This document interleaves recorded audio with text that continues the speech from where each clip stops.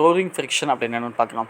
So rolling friction அப்படிங்கிறது வந்து பார்த்திங்கன்னா நமக்கு தெரியும். ஒரு ஷூட் கேஸ் இருக்குது பார்த்தீங்களா, அந்த ஷூட் கேஸ் வந்து பார்த்திங்கன்னா அடியில் வந்து ரோலிங்ஸ் இருந்துச்சுன்னா இது வந்து நமக்கு தரத்துக்கு ஈஸியாக இருக்குமா? இந்த டயக்ராம் பாருங்கள், உங்களுக்கு கான்செப்ட் புரிஞ்சிடும்.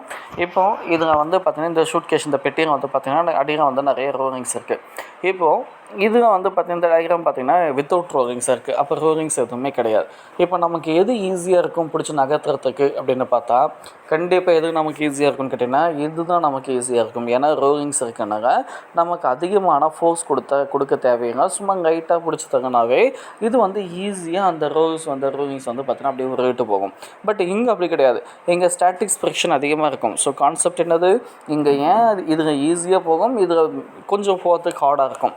என்ன ரீசன், ஏன் வந்து இங்கே ஈஸியாக இருக்கும் இங்கே ஹார்டாக இருக்குது அப்படின்னு கேட்டால் ரீசன் என்ன சொல்லுவோன்னு கேட்டிங்கன்னா, இங்கே இந்த சர்ஃபேஸ் வந்து இதோட ரோலிங்ஸ் கொடுக்கக்கூடிய ஸ்டாட்டிக்ஸ் ஃப்ரிக்ஷன், அந்த தடுக்கக்கூடிய உராய்வுன்னு சொல்லக்கூடிய அந்த விசை வந்து அந்த ஃபோர்ஸ் வந்து எப்படி கொடுக்குன்னு கேட்டிங்கன்னா கம்மியாக கொடுக்கும், ரெசிடண்டாக இருக்கும். பட் இங்கே வந்து ஸ்டாட்டிக்ஸ் ஃப்ரிக்ஷன் வந்து கொடுக்கக்கூடிய ஃபோர்ஸோட எஃபெக்ட் வந்து ரொம்ப அதிகமாக இருக்கும். அதனால் இங்கே மூவ் பண்ணுறதுக்கு ஹார்டாக இருக்குது, இங்கே மூவ் பண்ணுறதுக்கு நமக்கு ஈஸியாக இருக்கும். ஏன்னா கேட்டால் இங்கே வந்து ஸ்லைடிங் ஃப்ரிக்ஷன் அந்த ஸ்டாட்டிக்ஸ் ஃப்ரிக்ஷனோட எஃபெக்ட் வந்து நமக்கு இங்கே கம்மியாக இருக்கும். இதுதான் கான்செப்ட். ஸோ இதை தான் இப்போ நம்ம படிக்க போகிறோம். எது அப்படின்னு படிக்க போகிறோம். ஸோ ஃப்ரிக்ஷனல் ஃபோர்ஸ் அப்படிங்கிறது has both positive and negative. Sorry என்னது ரோலிங் ஃப்ரிக்ஷன் அப்படின்னு the innovation of the wheel plays is the crucial role in human civilisation. நம்முடைய லைஃப் வந்து ஒரு முக்கியமான ரோலாக இருக்குது. One of the important application, இதோடைய இம்பார்ட்டன்ஸ் அப்ளிகேஷன் வந்து பார்த்தீங்கன்னா ரோலிங் அண்ட் காஸ்டர்ஸ் வந்து பார்த்தீங்கன்னா நமக்கு வந்து அதிகமாக எடுத்துக்கிறோம். So rolling wheels make an easier then carry the luggages. So luggage வந்து நம்ம கேரி பண்ணுறதுக்கு தள்ளிட்டு போகிறதுக்கு எடுத்துகிட்டு போகிறதுக்கு ரொம்ப ஈஸியாக வந்து நமக்கு இது வந்து ஒரு இம்பார்ட்டன்ட் ஒரு ஆக்ட் ஆகுது.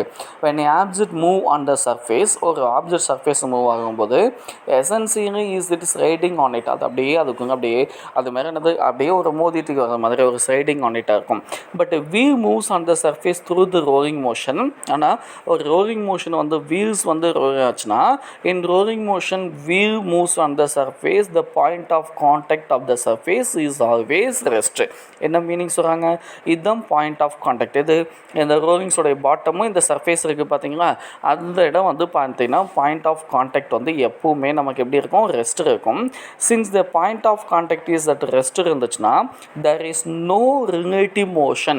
அந்த இடத்துல எந்த ஒரு ரிலேட்டிவ் மோஷனும் கிடையாது. எது ரெண்டுக்கும், பிட்வீன் அந்த வீலுக்கும் சர்ஃபேஸுக்கும் இடையில இந்த பாயிண்ட் ஆஃப் கான்டாக்ட் மீன்ஸ் என்னது, கரெக்டாக இந்த இடத்துல வந்து பார்த்திங்கன்னா நமக்கு எந்த ஒரு ரிலேட்டிவ் மோஷன் கிடையாது. அப்போ அந்த இடத்துல there is no statics friction. அப்போ நமக்கு அந்த இடத்துல ஃப்ரிக்ஷன் கிடையாது. So wheel and surface the frictional force is very less, ரொம்ப கம்மியாக இருக்கும். At the same time if object moves, ஏன்னா நம்ம பிடிச்சி தருவோம் ஆப்ஜெக்ட் மூவ் ஆகும்போது அது ஈஸியாக போகும். ஆனால் அதே வித்தவுட் வீலாக இருந்துச்சுன்னா த relative motion between object and surface எல்லா பாயிண்ட்டும் பாருங்கள், எல்லா பாயிண்ட்டும் நமக்கு என்னது சேமாக தான் இருக்கும். அப்போ என்னது அதிகமான ஃப்ரிக்ஷனல் ஃபோர்ஸ் ஆக்ட் ஆகும். அதனால் வந்து difficult to move the object. இப்போ அந்த ஆப்ஜெக்டை மூவ் பண்ணதுக்கு நமக்கு கொஞ்சம் டிஃபிகல்ட்டாக இருக்கும். ஸோ இப்போ என்னது த பியூர் ரோலிங்ஸ் வந்து பார்த்திங்கன்னா motion of the point contact with the surface should be rest. எந்த பாயிண்ட் ரெஸ்ட்டாக இருக்கோ இன் ப்ராக்டிக்கலாக வந்து பார்த்திங்கன்னா அது எல்லாமே பாசிபிலிட்டி கிடையாது. ஏன்னா அந்த இடத்துல வந்து இந்த பாயிண்ட் வந்து நமக்கு வந்து கொஞ்சம் என்ன சொல்கிறது, பாயிண்ட் வந்து அந்த பாயிண்ட் வந்து எல்லாமே ரெஸ்ட் இருக்கும் அப்படிங்கிறதுக்கான ப்ராக்டிக்கலாக கிடையாது. ஸோ நேச்சுரலாக வந்து பார்த்தீங்கன்னா contact there will be some deformation of the object. அந்த பாருங்கள், இந்த ஆப்ஜெக்ட் டிஃபார்ம் ஆகுதா, இப்படி தான் இருக்கணும், பட் அப்படி இருக்காது. இது மாதிரி ஒரு டிஃபார்மேஷன் படுத்திருக்கிற மாதிரி. டியூ டு த டிஃபார்மேஷன், இந்த டிஃபார்மேஷனில் will be minimum frictional force வந்து கண்டிப்பாக ஆக்ட் ஆகும். ஸோ அதுக்கு பேர் என்னது, ரோலிங் ஃப்ரிக்ஷன் அப்படின்னு சொல்லுவாங்க. In fact rolling friction much smaller than of the kinetic ஃப்ரிக்ஷனை விட. ஆனால் இந்த ரோலிங் ஃப்ரிக்ஷன் நமக்கு எப்படி இருக்கும், கம்மியாக இருக்கும். எது கைனெட்டிக் ஃப்ரிக்ஷன், இது கைனெட்டிக் ஃப்ரிக்ஷன். இது என்னது, ரோலிங் ஃப்ரிக்ஷன். இதை விட இது வந்து நமக்கு கொஞ்சம் ஈஸியாக இருக்கும், கம்மியாக இருக்கும். இங்கே ஃப்ரிக்ஷன் அதிகமாக இருக்கும். இதுதான் கான்செப்ட், வேறு எதுவுமே கிடையாது. ரைட். அடுத்தது நெக்ஸ்ட்டு இந்த மெத்தட் ஆஃப் ரோலிங் ஃப்ரிக்ஷன் வந்து பார்த்திங்கன்னா நம்ம எப்படி ரெடியூஸ் பண்ணலாம். ஏன்னா நமக்கு ஃப்ரிக்ஷன் அதிகமாக இருந்துச்சுன்னா நமக்கு மூவ் பண்ணக்கூடிய அந்த மூவ்மெண்ட் வந்து ரொம்ப கம்மியாக இருக்கும். அப்போ ஃப்ரிக்ஷன் வந்து நம்ம எப்படி வந்து ரெடியூஸ் பண்ண முடியும், இதுதான் அடுத்த concept. So frictional force has both positive and negative effect ரெண்டையுமே கொடுக்கும். ஒரு சில இடத்துல வந்து நமக்கு ஃப்ரிக்ஷன் கண்டிப்பாக தேவைப்படும், ஒரு சில இடத்துல வந்து நமக்கு ஃப்ரிக்ஷனு தேவைப்படாது. எங்கெங்கே நமக்கு ஃப்ரிக்ஷனு தேவைப்படும் அப்படின்னு பார்த்தீங்கன்னா, ஒயர் வி வாக்கிங் நம்ம நடக்கிறதுக்கு கண்டிப்பாக ஃப்ரிக்ஷனல் ஃபோர்ஸ் தேவை. இப்போ ஃப்ரிக்ஷனல் ஃபோர்ஸுங்கன்னா என்னது, கண்டிப்பாக நம்ம கீழே வந்துடும். அதே மாதிரி என்னது, வெஹிக்கிள், பைசைக்கிள், கார் இதெல்லாம் moves because of the frictional force between the tyre and road. நம்ம பைக்கு, காரு எல்லாமே ரோடுக்கு போகும்போது நமக்கு கீழே விழுந்துடாமல் ஸ்லைடிங் ஆகாமல் அப்படியே போகிறோன்னு சொன்னால் அதுக்கு காரணம் வந்து பார்த்திங்கன்னா ஒரு ஃப்ரிக்ஷனல் ஃபோர்ஸ் தான் பிட்வீன் டயர்ஸ் அண்ட் ரோடுக்கும் அந்த டயருக்கு இடையே இருக்கக்கூடிய ஃப்ரிக்ஷனல் ஃபோர்ஸ் தான் காரணம் அப்படின்னு சொல்கிறாங்க. ஆன் த பிரேக்கிங் சிஸ்டம், இந்த braking system kinetic friction plays the major role. இதில் வந்து பார்த்திங்கன்னா பிரேக்கிங் சிஸ்டம் இருக்குது பார்த்திங்கன்னா, நம்ம கார் எல்லாம் பிரேக் பிடிக்கும்போது என்னது ஒரு ஃப்ரிக்ஷனல் ஃபோர்ஸ் வந்து ஆக்ட் ஆகி அதை வந்து நமக்கு வந்து பார்த்திங்கன்னா தடுக்கும். அதெல்லாம் ஃப்ரிக்ஷனல் ஃபோர்ஸ் வந்து பார்த்திங்கன்னா ஒரு மேஜர் ரோல் வந்து நமக்கு ஆக்ட் ஆகுது அப்படின்னு சொல்கிறாங்க. ஸோ இப்போ நமக்கு என்ன சொல்கிறோம் அப்படின்னு பார்த்திங்கன்னா, as we have already seen the frictional force come into the effect whenever there is a relative motion between the surface. இது நமக்கு ஏற்கனவே நிறைய படித்தது தான். ஒரு ரிலேட்டிவ் மோஷன், அதாவது நமக்கு எப்படி வருது ஃப்ரிக்ஷனல் ஃபோர்ஸ் அப்படின்னு சொன்னால், there is a relative motion, ஒரு ரிலேட்டிவ் மோஷன் பிட்வீன் ரெண்டுக்கு இடையே இருக்கக்கூடிய ஒரு ரிலேட்டிவ் மோஷன் தான் நமக்கு வந்து பார்த்திங்கன்னா ஒரு ஃப்ரிக்ஷனல் ஃபோர்ஸை வந்து நமக்கு கொடுக்குது அப்படின்னு சொல்லி நம்ம already படித்தாச்சு. as we already seen the frictional force வந்து பார்த்திங்கன்னா ரிலேட்டிவ் மோஷன்னாக நமக்கு கிடைக்கக்கூடியது அப்படின்னு சொல்லி தெரியும். பிக் மெக்கானிசம் அதே வந்து பார்த்திங்கன்னா ஒரு அதாவது இது வரைக்கும் நம்ம படித்தது எல்லாமே யூசஸ் ஆஃப் ஃப்ரிக்ஷனலோடைய யூசஸ் என்னென்ன அப்படின்னு படித்தோம். ஆனால் இன்ட்ரெஸ்ட்டுக்கு வந்து பார்த்திங்கன்னா நிறைய மிஷின்ஸ் வந்து இன்னொரு மிஷினோட மோதி நமக்கு ரோலிங் ஆகும்போது இந்த இடத்துல நமக்கு என்ன நடக்கும், ஃப்ரிக்ஷனல் நடக்குமா. அப்போ ஃப்ரிக்ஷன்னாக நமக்கு என்னென்னு கேட்டிங்கன்னா எனர்ஜி வேஸ்ட்டாக போகும். ஸோ ஓகே, அதை கொடுத்து பை இன்ட்ரெஸ்டிங்காக the relative motion between the different part of the மிஷினுடைய டிஃப்ரெண்ட் பார்ட்ஸ் வந்து மோதிக்கிட்டாங்க, ஒரு ஃப்ரிக்ஷனல் ஃபோர்ஸ் எக்ஸ்பீரியன்ஸ் ஆகி the unwanted heat எனர்ஜி வந்து ராஸ் ஆகும். அதனால் அந்த மிஷினோட எஃபிஷியன்சி என்ன ஆகுது, ரெடியூஸ் ஆகும். So reduce the kinetic friction. அப்போது இங்கெல்லாம் நமக்கு ஃப்ரிக்ஷன் தேவைப்பட்டுச்சு, ஸோ அங்கே நம்ம எதுவுமே பண்ண தேவைங்க. பட் இங்கே வந்து ஃப்ரிக்ஷனும் நமக்கு தேவைங்க. அப்போ இந்த இடத்துல நம்ம ஃப்ரிக்ஷனை என்ன செய்யணும் அப்படின்னு பார்த்தீங்கன்னா கம்மி பண்ணணும், ரெடியூஸ் பண்ணணும். அப்போ ஃப்ரிக்ஷனை ரெடியூஸ் பண்ணது, ஃப்ரிக்ஷனல் ஃபோர்ஸை ரெடியூஸ் பண்ணுறதுக்கு என்னென்ன மெத்தட் இருக்குது அப்படின்னு சொல்லி பார்த்தீங்கன்னா, ஃபஸ்ட்டு என்னன்னு சொல்லிட்டிங்கன்னா ஒரு ரூப்ரிகன்ட் ஆயில் நம்ம எடுத்துக்கலாம். த பால் பிரேக்கிங் ப்ரொவைட் அனதர் எஃபெக்டிவ். ஒரு டாபிக் நம்ம கட் பண்ணியிருக்குப்பா இதுங்க. ஸோ இப்போ நமக்கு என்ன அப்படின்னு பார்த்தீங்கன்னா, இது வந்து பார்த்திங்கன்னா ஃபஸ்ட்டு 2 மெத்தடு யூஸ் பண்ணுவாங்க. ஒன்று வந்து பார்த்திங்கன்னா ரூப்ரிகன்ட் ஆயில், அதாவது கொடுத்துருப்பாங்க ரூப்ரிகன்ட் ஆயில். நமக்கே தெரியும், கீச்சுன்னா அதாவது மிஷின் மோதிட்டு இருக்கும்போது சத்தம் வந்துச்சுன்னா அந்த இடத்துல ஆயில் விடும்போது நமக்கு என்னது சத்தம் குறைஞ்சிடும். ஏன் சத்தம் குறையுது அப்படின்னு கேட்டிங்கன்னா, அந்த இடத்துல இந்த ஃப்ரிக்ஷனல் ஃபோர்ஸை நம்ம ரெடியூஸ் பண்ணிட்டோம், இதுதான் மீனிங். ஓகேவா. ஸோ த்ரூ த மைக்ரோஸ்கோப்பில் அந்த ஃப்ரிக்ஷனை பார்க்கும்போது வித்தவுட் ஆயிலாக இருந்துச்சுன்னா இந்த ரெண்டு சர்ஃபேஸும் மோதிக்கக்கூடிய எஃபெக்ட் வந்து ரொம்ப அதிகமாக இருக்கும். அதே வித் ஆயிலை மிக்ஸ் பண்ணிட்டா, என்ன ஆயில் யூஸ் பண்ண ரூப்ரிகன்ட் ஆயில்னு சொல்லுவாங்க. அப்போ ரூப்ரிகன்ட் ஆயிலை நம்ம மிக்ஸ் பண்ணிட்டா இதுக்கு வந்து ஃப்ளெக்சிபிலிட்டி அதிகமாக கிடைக்கும். அந்த 2 சர்ஃபேஸுக்கும் ஃப்ளெக்சிபிலிட்டி அதிகமாக கிடைக்கும். அப்போ ஃப்ளெக்சிபிலிட்டி அதிகமாக இருந்துச்சுன்னா அந்த இடத்துல நமக்கு என்னது, அந்த ஃப்ரிக்ஷனல் எஃபெக்ட் வந்து நமக்கு ரெடியூஸ் ஆகும். இந்த கான்செப்ட். அடுத்தது பால் பேரிங்ஸ் வந்து நம்ம யூஸ் பண்ணிக்கலாம். பார்த்தாவே உங்கள் டயக்ராம் பார்த்தாவே புரியும் என்ன பால் பேரிங் அப்படின்னு பார்த்தீங்கன்னா, பாருங்கள் இப்படி இருந்துச்சுன்னா, அதாவது இந்த ஆப்ஜெக்டோட வந்து மோதிக்கக்கூடிய இந்த ஃப்ரிக்ஷனல் எஃபெக்ட் எப்படி இருக்குது, ரொம்ப அதிகமாக இருக்கா.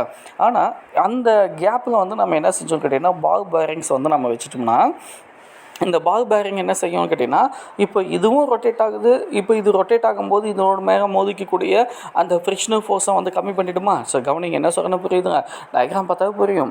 இப்போது இந்த ஆப்ஜெக்ட் வந்து எனக்கு இப்படி ரொட்டேட் ஆகுது, ஏரோ மார்க் போட்டு பாருங்க. ஸோ ரொட்டேட் ஆகும்போது இதோட மோதிக்குச்சுன்னா ஃப்ரிக்ஷனல் எஃபெக்ட் அதிகமாக கிடைக்கும். ஸோ அப்போ இது ரொம்ப அதிகமாக தேயும். அது மட்டும் இல்லாமல் அந்த இடத்துல நாய்ஸ் கிடைக்கும், எனர்ஜி வேஸ்ட்டாக போகும், ஹீட்டாக எல்லாமே வேஸ்ட்டாக போகும். பட் ஆனால் இந்த இடத்துல நம்ம பால் பேரிங்ஸை நம்ம அப்ளை பண்ணிட்டோம்னா இது இது வந்து என்னது ஒரு ஃப்ளெக்சிபிலிட்டி கொடுக்கும். அப்போ ஃப்ளெக்சிபிலிட்டி கொடுக்கும்போது இது ரொட்டேட் ஆகும்போது ஈஸியாக ரொட்டேட் ஆகும், எனக்கு ஃப்ரிக்ஷனல் எஃபெக்ட் வந்து ரெடியூஸ் ஆகும். இதுதான் கான்செப்ட். அதை கொடுத்துருக்கோம். The ball bearing providing another effective way to reduce the kinetic friction. Kinetic ஃப்ரிக்ஷனை வந்து கம்மி பண்ணுறதுக்கான அனதர் மெத்தட் வந்து பார்த்திங்கன்னா நம்ம வந்து கைனெட்டிக் ஃப்ரிக்ஷன் வந்து பால் பேரிங்ஸ் எடுத்துக்கலாம். ஸோ இன் மிஷின்ஸ் வந்து பார்த்திங்கன்னா the ball bearing are fixed between the two surface. Ball bearings வந்து 2 மிஷினுக்கு இடையில வந்து நம்ம ஃபிக்ஸ் பண்ணிவிடுவோம். இப்போ டியூரிங் த ரிலேட்டிவ் மோஷன், அந்த ரிலேட்டிவ் மோஷன் நடக்கும்போது only the rolling friction come effect and not a kinetic friction. அது சுற்றிட்டு மட்டும்தான் இருக்குமே தவிர கைனெட்டிக் ஃப்ரிக்ஷனோட எஃபெக்ட் அதிகமாக கிடைக்காது. ஸோ நம்ம ரோலிங் ஃப்ரிக்ஷன் வந்து என்னது much smaller than of the kinetic ஃப்ரிக்ஷனோட கம்மியாக இருக்கும். ஸோ அதனால் மிஷின் வந்து பார்த்திங்கன்னா அந்த வேர் அண்ட் டேர் தேய்மானம் அப்படின்னு சொல்லுவாங்க. வேர் அண்ட் டேர் வந்து பார்த்திங்கன்னா அந்த தேய்மானம் வந்து நமக்கு என்னது ரொம்ப கம்மியாக இருக்கும், அதோட லைஃப் லாங் வந்து ரொம்ப அதிகமாக நம்ம கிடைக்கும்னு சொல்லிட்டாங்க. So during the time of Newton and கன்யூ இவங்களுடைய ஃப்ரிக்ஷனல் ஃபோர்ஸெல்லாம் பார்க்கும்போது இந்த ஃப்ரிக்ஷனல் ஃபோர்ஸ் அப்படிங்கிறது வந்து பார்த்திங்கன்னா ஒரு கிராவிடேஷனல் ஃபோர்ஸ்னு சொன்னாங்க. ஏன்னா நம்ம இவங்க எதை வச்சு சொன்னாங்கன்னா நம்ம நடக்கும்போது கீழே விழாமல் இருக்கோம், ஒரு பைக் காருங்க போகும்போது சைடிங் ஆகாமல் போகுது அப்படின்னு பார்த்தா அப்போ அது கிரவுண்டுன்னு எக்ஸ்பீரியன்ஸ் ஆனாங்க. அது வந்து ஒரு கிராவிடேஷனல் ஃபோர்ஸ் அப்படின்னு சொன்னாங்க. பட் ஆனால் 20th சென்ச்சுரி வந்து பார்த்திங்கன்னா நமக்கு ஒரு ஆட்டம் அப்படின்னு கண்டுபிடிச்சாங்க. ஆட்டத்தில் எலக்ட்ரான், புரோட்டான் மாதிரியான பார்ட்டிகல்ஸ் இருக்குன்னு பார்க்கும்போது அப்போ இது வந்து பார்த்திங்கன்னா ஒரு எலக்ட்ரோ மேக்னெட்டிக் ஃபோர்ஸ் அப்படின்னு சொல்லுவாங்க. ஃப்ரிக்ஷனல் ஃபோர்ஸ் அப்படிங்கிறது is electromagnetic force between the atom of the two surface. Meaning புரியுதா? அந்த 2 சர்ஃபேஸுக்கு இடையே இருக்கக்கூடியது உடைய ஆட்டம். எங்கே எக்ஸாம்பிளுக்கு எடுத்துட்டோம்னா இதோட ஆட்டம் நமக்கு தெரியும், எவ்ரி மெட்டல்ஸ் எவ்ரி மெட்டீரியல் இந்த world is made of atom அப்படின்னு சொல்லுவீங்க. அப்போ இதோட ஆட்டம் இதோட ஆட்டம், அப்போ இந்த 2 சர்ஃபேஸோட ஆட்டம் அந்த இன்ட்ராக்ட் பண்ணுறதுனால தான் ஒரு ஃப்ரிக்ஷனல் ஃபோர்ஸ் கிடச்சிச்சு அப்படின்னு சொல்லி 20th சென்ச்சுரிங்க நாங்கள் சயின்ஸ் டெவலப்மெண்ட் ஆகும்போது நமக்கு வந்து எக்ஸ்பீரியன்ஸ் கண்டுபிடிச்சிட்டோம் அப்படின்னு சொல்லி கொடுத்துருப்பாங்க. இந்த டயக்ராம் பார்த்துக்கோங்க. அடுத்து நெக்ஸ்ட் எக்ஸாம்பிள் சம் 3.21 என்ன சொல்கிறாங்க அப்படின்னு பார்த்தீங்கன்னா, consider an object moving in the horizontal surface with constant velocity. முடிச்சிட்டாங்க. இதுலேயே ஒரு கான்ஸ்டன்ட் வெலாசிட்டியில் போகும்போது சம் எக்ஸ்டர்னல் ஃபோர்ஸை நம்ம அப்ளை பண்ணுறோம். கீப் த ஆப்ஜெக்ட் மூவிங், ஆப்ஜெக்டும் அதே ஸ்பீடு கொண்டு போகிற மாதிரியும். அப்போ நெட் ஃபோர்ஸ் என்ன அப்படின்னு கேட்குறாங்க. அப்போ நெட் ஃபோர்ஸ் வந்து இது கிடையாது. ஏன்னா பார்ட்டிக்கல் எப்படி போகுது? Constant velocity. கான்ஸ்டன்ட் வெலாசிட்டின்னு சொன்னாவே தெர் இஸ் நோ ஆக்சரேஷன். ஏன்னா ஆக்சரேஷனோடைய டெஃபினேஷன் படிச்சிருப்பீங்க. Rate of change of velocity, டைமை பொறுத்து வெலாசிட்டி சேஞ்ச் ஆனால் தான் அதுக்கு பேர் என்னது ஆக்சரேஷன். இங்கே எனக்கு வெலாசிட்டி எப்படி இருக்குது? கான்ஸ்டண்ட்டாக இருக்குது. அப்போ there is no acceleration. Answer தான். If your body moves with a constant velocity 1 mark கேட்பாங்க. Then it is no acceleration, it has no acceleration.